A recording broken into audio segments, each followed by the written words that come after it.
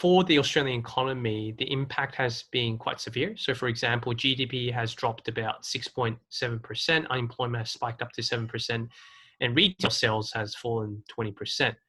However, the positive news is that with the government stimulus and support packages, that has actually provided a buffer that hasn't actually dragged Australia into a complete economic collapse. The expectation is for a shorter U-shaped recovery. And we're starting to see some bright spots out of many different sector players. For example, technology and healthcare players have done quite well out of this COVID-19 crisis. We haven't actually seen capital completely dry up in the venture market. If anything, we're actually seeing health tech players in telehealth scale out capital to help them grow faster, to deal with capacity constraints. The startups that have been exposing consumer and retail, they've suffered quite a bit. And there's a transition period they have to go through.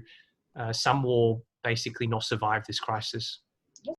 The superannuation funds actually haven't seen a massive amount of withdrawal.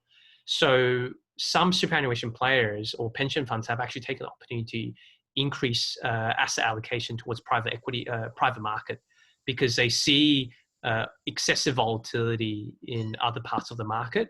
For example, MLC is going to increase their weighting in private equity.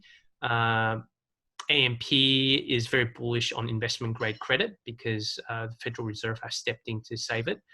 And same venture capital commitment, some expectation that there'll be further top up because this is a great opportunity to invest similar to what we saw post 2009. I believe the biggest opportunity in Australia post-COVID-19 is going to be deep tech because it directly relates to sovereign manufacturing capability. And companies that can demonstrate that is going to be a massive beneficiary from government stimulus and government support. In the startup scene, capital raised has dropped roughly 20%. But most of that we're starting to see pick up over the past 2 to 3 weeks.